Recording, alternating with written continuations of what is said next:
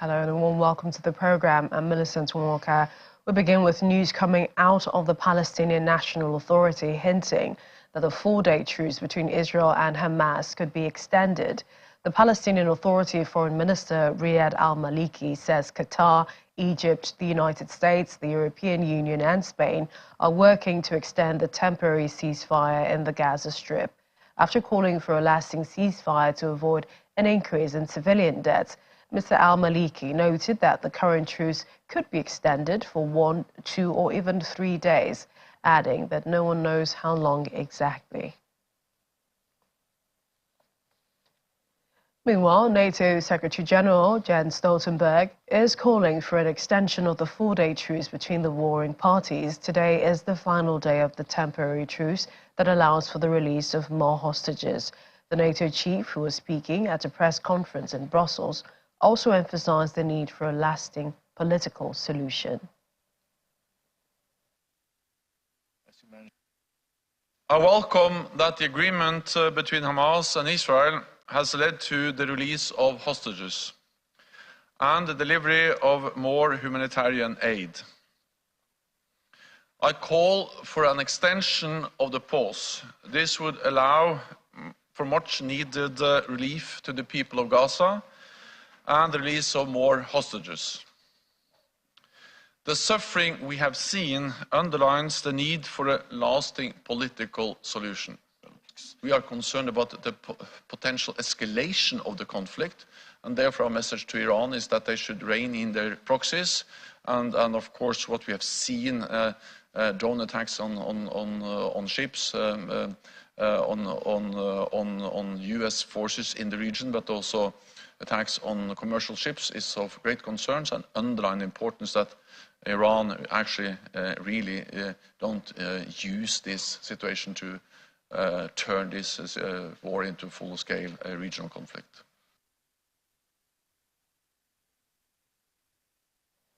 Well, another diplomat who's welcomed the four-day truce is European Union chief Josep Borrell, who's called it an important first step in the Israel-Hamas war. Speaking at the Union for the Mediterranean Forum in Barcelona, Mr. Borrell urged Israel not to recolonize Gaza. He also says there's much more to be done to find a way out of the conflict.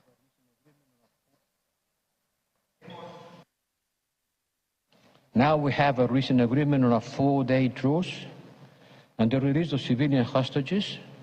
This is an important first step. We appreciate the role of Qatar, Egypt and others in achieving it, but much more is needed to alleviate the dire situation in Gaza and to find a way out of the current crisis.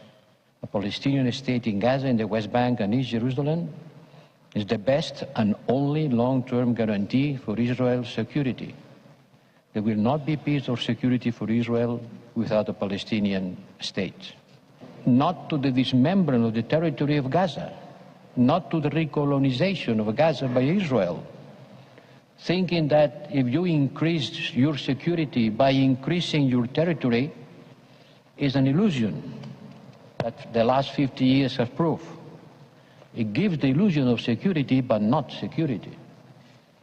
And the third is not to the illegal colonization of the West Bank, which is a major source of tension and one of the obstacles to resolving the Palestinian-Israeli conflict.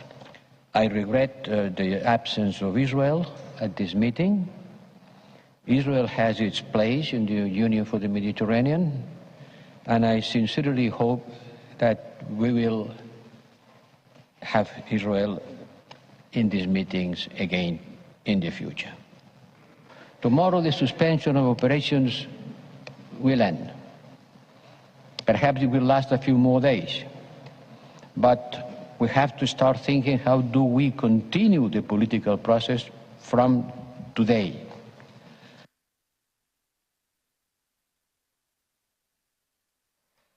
Earlier, the Islamic resistance movement, Hamas, said it was seeking to extend the current four-day pause in fighting with Israel and increase the number of hostages released. Video released by Hamas's armed wing shows hostages being taken into Red Cross vehicles. Hamas freed 17 hostages held in Gaza, including on Sunday, while Israel also released prisoners on the third day of the truce. The International Committee of the Red Cross said it had successfully transferred 17 hostages from Gaza.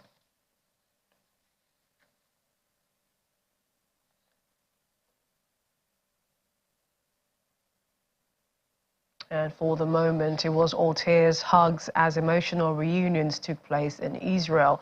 Hostages who were held by Hamas in Gaza for weeks returned back home to reunite with their families and loved ones. A mother and her daughter, who were abducted by Hamas gunmen October the 7th, fell into the arms of their family, who waited for them at the Sheba Medical Center in Ramat Gan. And they were freed on Saturday night on the second day of a truce between Israel and Hamas. Meanwhile, a Palestinian family near the occupied West Bank city of Hebron received their son after he was released from an Israeli prison. Crowds gathered outside the home of released Palestinian prisoner Kahil Zamareh to celebrate his release. According to the Palestinian news agency Wafa, Israel freed 39 Palestinians, 6 women, 33 teenagers from 2 prisons.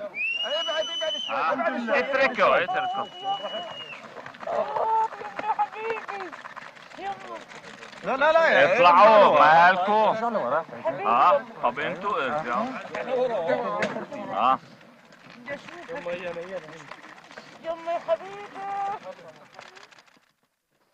Thailand's Prime Minister said the latest 3 Thai hostages released from Gaza after being held by Hamas militants were in good health.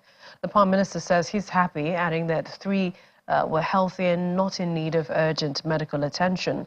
So far, 17 Thai hostages have been released after being kidnapped during Hamas raids into Israel in early October and will be brought back to Thailand as soon as possible. The Ministry of Foreign Affairs said in a statement which partly reads, "For the remaining 15 Thai hostages, the Royal Thai government continues to exert all efforts towards their safe release at the earliest opportunity."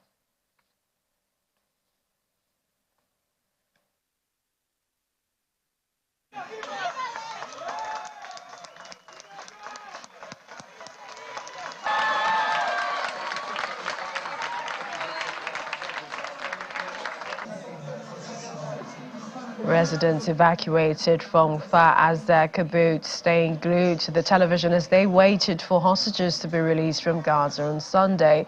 People cheered and hugged at the gathering but remained worried about the hostages that were still trapped in Gaza.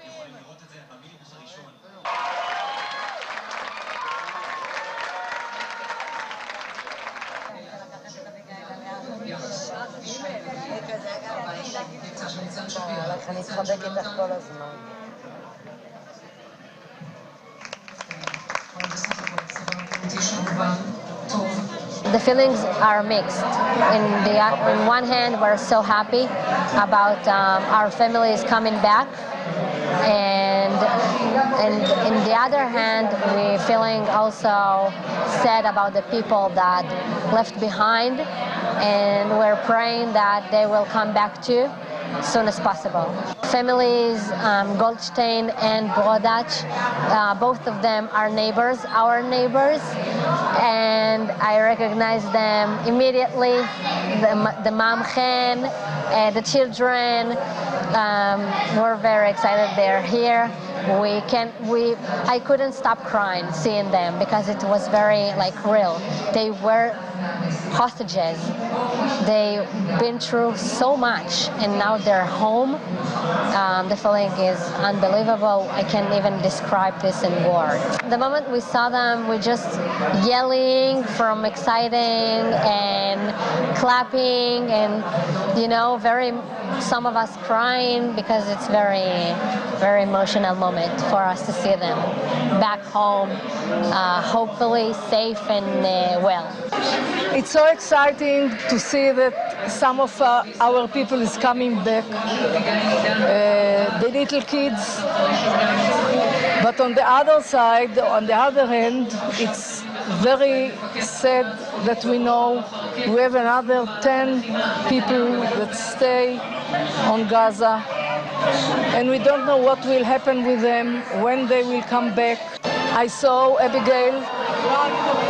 She is the best friend of my granddaughter. I saw Tal and Gal that are the best friend of my grandson, Yarden. I saw their mother, Chen, Hagar. It was so exciting to see that they look that they are okay.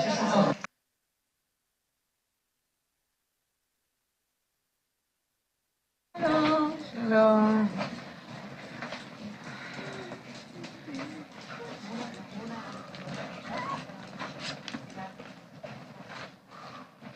And after many days in Hamas captivity in Gaza, Israeli-Irish child hostage Emily Korenberg reunited with her sister Natalie following her return to Israel on Saturday.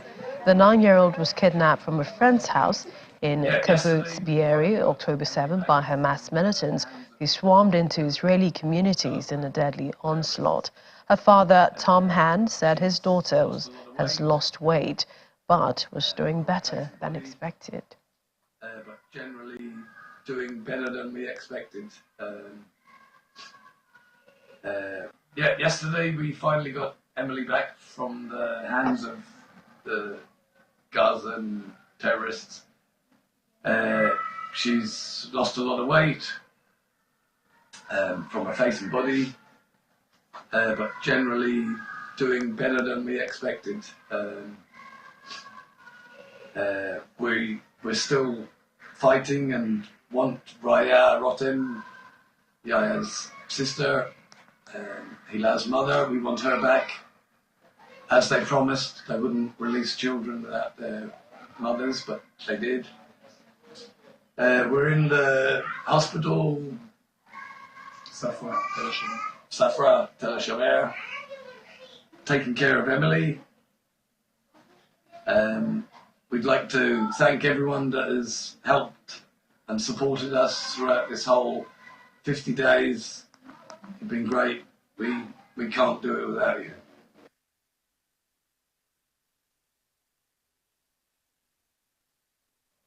In the meantime, Abigail Eden's grandfather, thrilled at the return to Israel of his 4-year-old American-Israeli granddaughter, thanked U.S. President Joe Biden for his role in gaining her release after more than 50 days in Hamas captivity.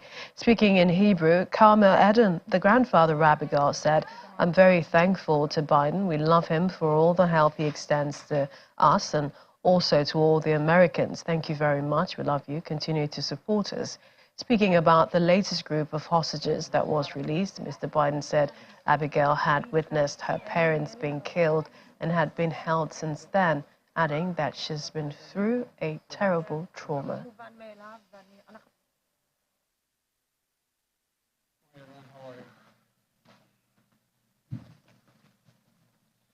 The grandparents didn't spoke to Abigail yet, but they are very excited that she's finally home. They are waiting to see her. The joy in their house can't be described. The family wants to thank President Biden for all the support and for bringing Abigail back home. Abigail was among 13 hostages released today from Gaza under the brokered and sustained, though intensive, U.S. diplomacy. She's now safely in Israel, and we continue to press and expect for additional Americans will be released as well. And we will not stop working until every hostage is returned to their loved ones.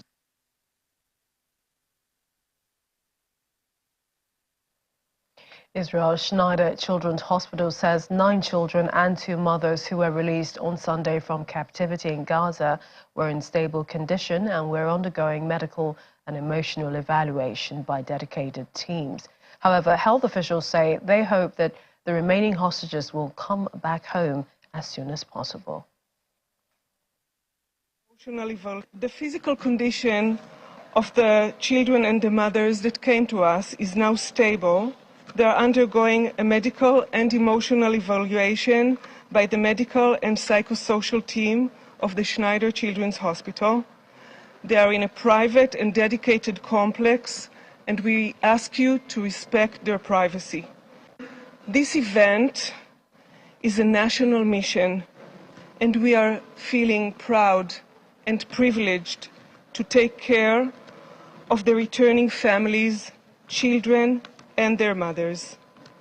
Our hearts are with the hostages who remain at the Gaza Strip and their families that are here. We sincerely hope that very soon they will come back home, they will be free again, and live a healthy life as soon as possible. To date, 59 patients have come to the hospital, of which 9 have been discharged and have begun, as planned, a process in which they will be accompanied by officials from multiple bodies, including the health funds and welfare agencies. This is a part of a comprehensive plan that was designed for this purpose.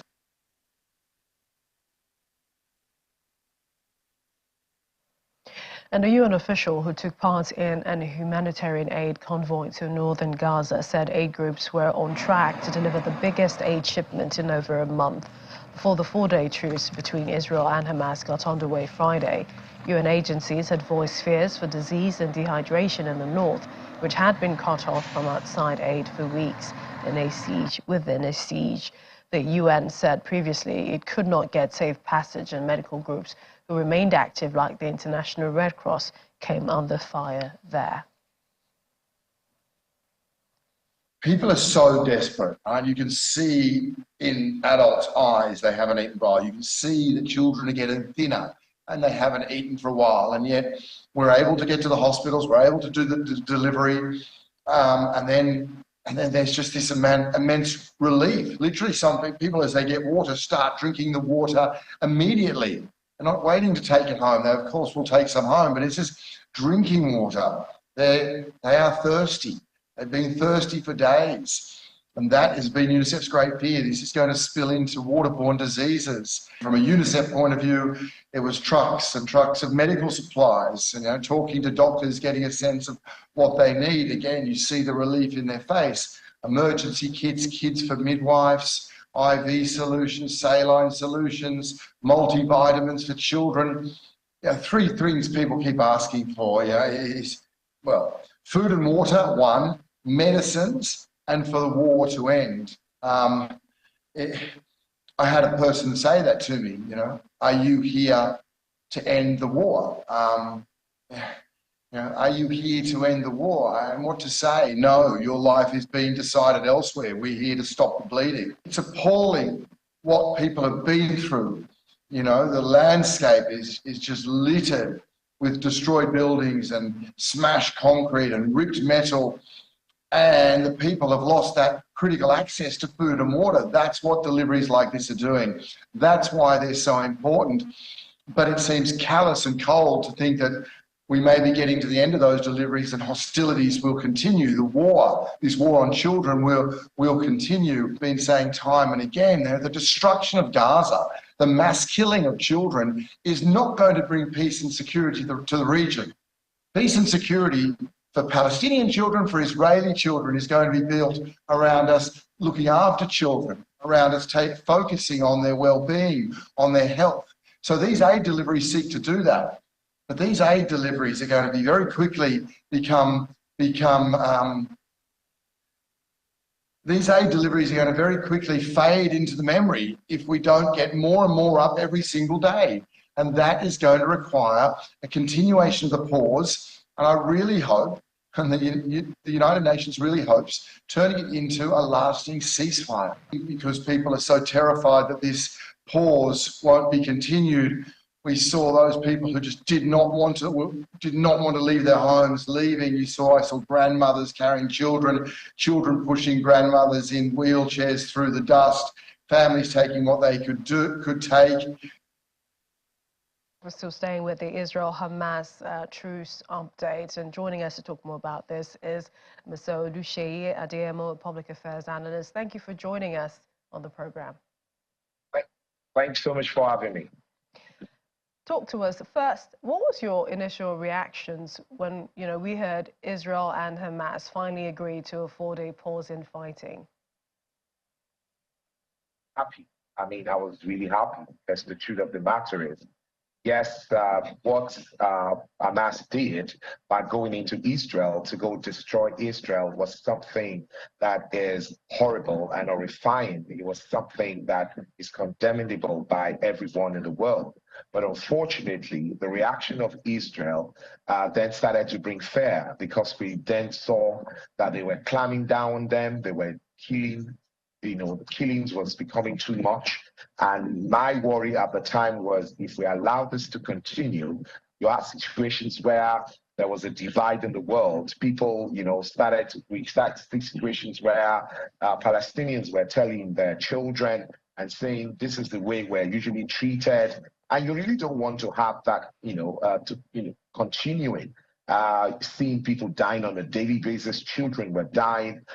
We had situations where hospitals, little children who were just being born were dying because of this crisis. So when the truce came through, I was particularly happy.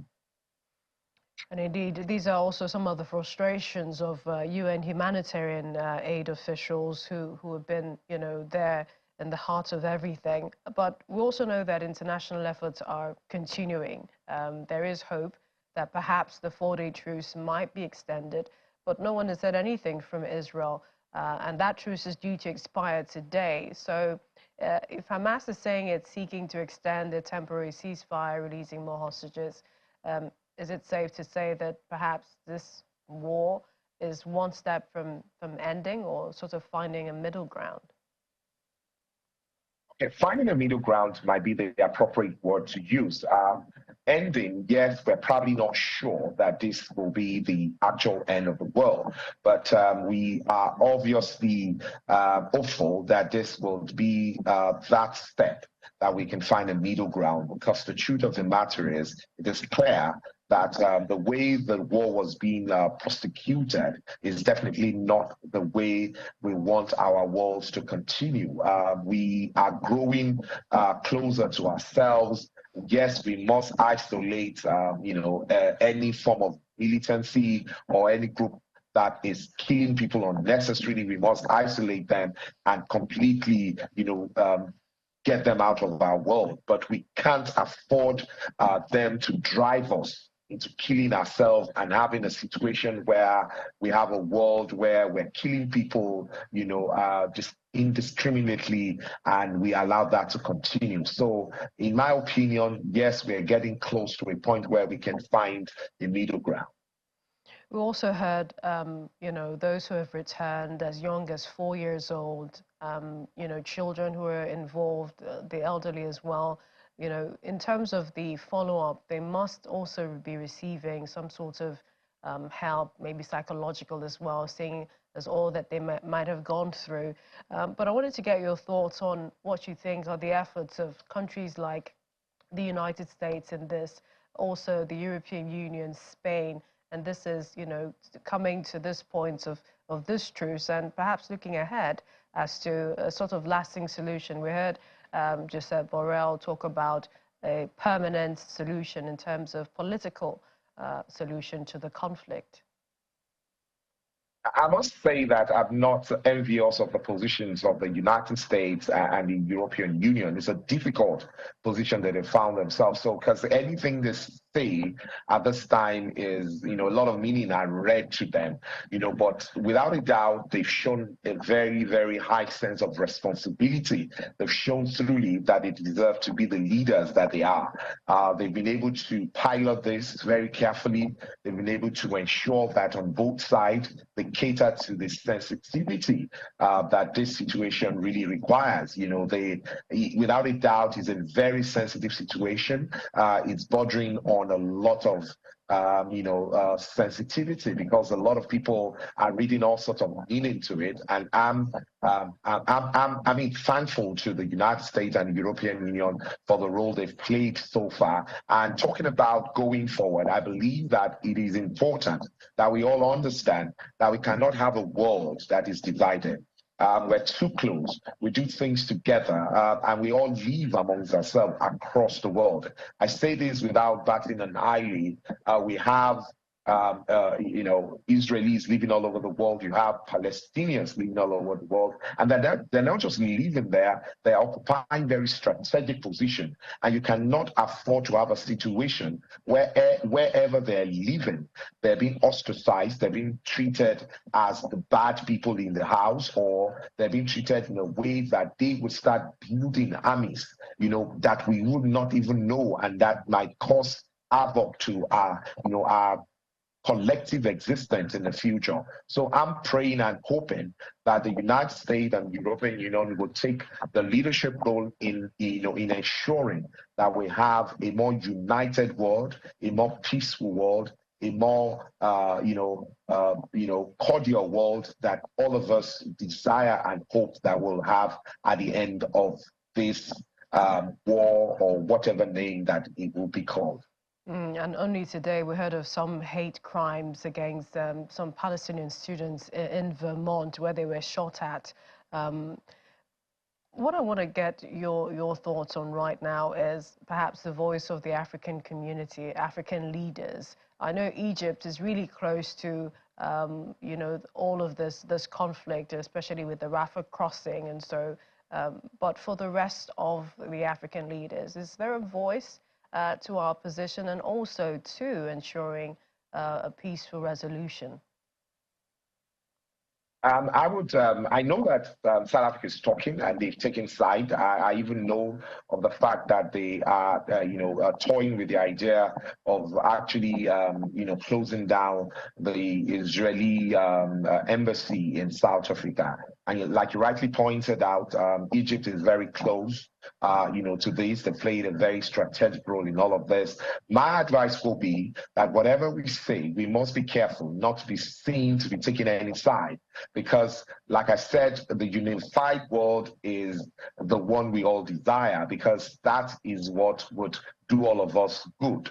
If we have a divided world and a lot of people, I must tell you clearly, that are benefiting from the divided world. They sell guns, they sell ammunitions, they just are happy when there is crisis. And these are the kind of people we do not want in our world, because we have suffered too much from the time of the COVID-19 to allow any form of disunity to continue. It is about time that we have some respite in our world. It's about time that we have some peace in our world. And Africa must be seen to be that group of people, because we're noted to be peace-loving people that will be speaking to peace, that will be clamoring for peace, that will be advocating for peace. And so that would be my advice for our leaders. Finally, Mr. Adeyemo, do you see, if you had a crystal ball, look into the future, do you see Israel agreeing to an extension of this truce? The truth of the matter is, I think they should. I think that is what will be beneficial to all of us. That they may or may not is a very difficult thing to speak to at this moment, because the truth of the matter is, don't forget the fact that President Netanyahu is going through a lot at home. A lot of people are saying that he's not doing enough as their leader. Is very close to election period, and a lot of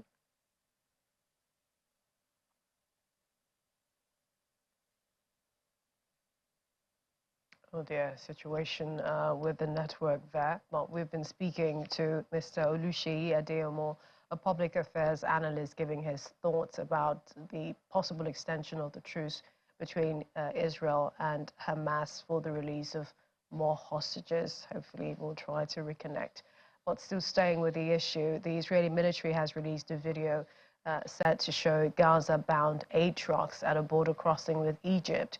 In an accompanying statement, the Israeli military said there were 200 trucks and they would undergo an inspection first before heading to Egypt's Rafah border crossing, through which humanitarian aid into Gaza is delivered. 42 of those trucks were loaded with shelter equipment.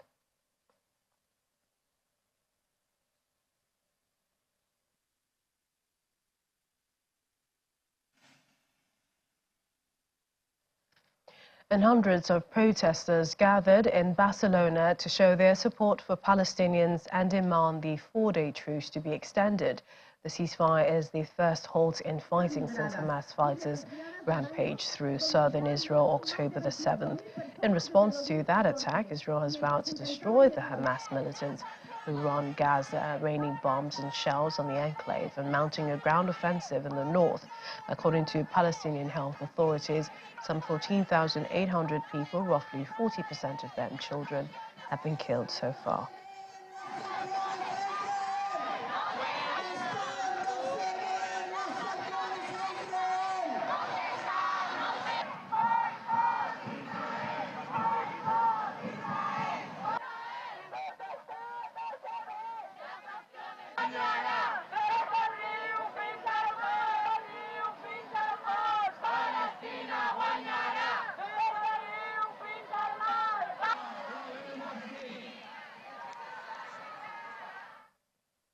And just like my guest earlier mentioned about South Africa, as the same show of support there as protesters marched under a giant Palestinian flag in Durban to show solidarity with Palestinians in Gaza.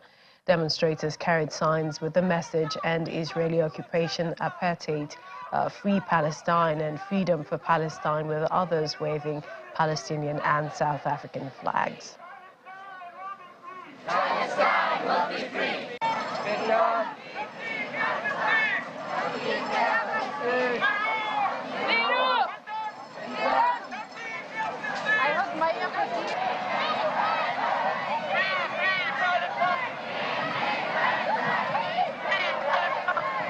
There's a genocide taking place. It's the Palestinian Holocaust. There's a genocide taking place. It's the Palestinian Holocaust. We are out here today to show our support and our solidarity for all the people in Palestine and in Gaza. Coming here today, we mothers feel it the most. All the children in the world are our children, and we feel the pain, we feel the suffering, we feel what they feel in their hearts. And I can't even begin to imagine the strength they have to move on and relocate and just go to other places. Coming from the apartheid era, we've stood for apartheid, we've marched against apartheid in South Africa, and there's no reason why we will not stand up for apartheid again. This is genocide. The whole world has spoken. 90%, even more, may have said that, if you look at the latest stats, it's probably gone up from 90 to about 95% of the world standing up for Palestine.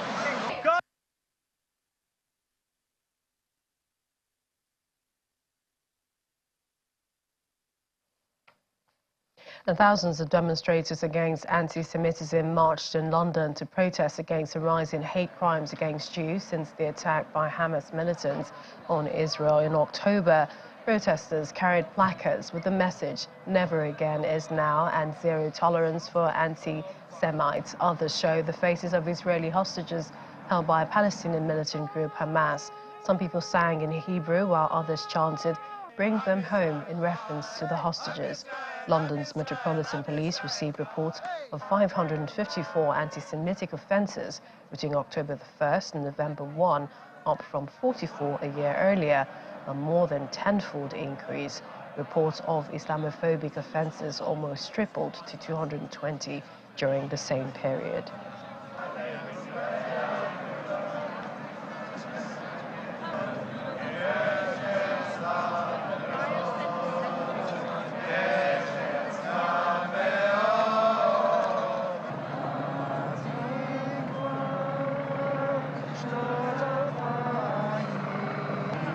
I want this march to achieve, for people to understand there is no place for racism in this country. We are all equal, and this is absolutely unacceptable what is happening right now for Jewish people.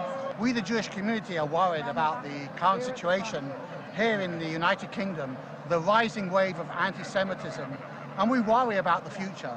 So together with all of the people here today, we are protesting against the rise of anti-Semitism, and we're hoping that the British government will support the Jewish community in their efforts to suppress the anti-Semitism that's rising and taking over the society. I just want to get 10,000 steps on today.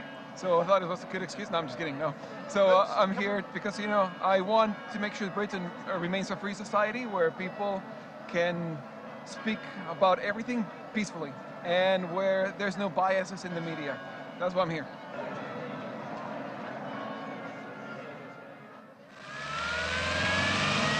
This is Channels Television's breaking news.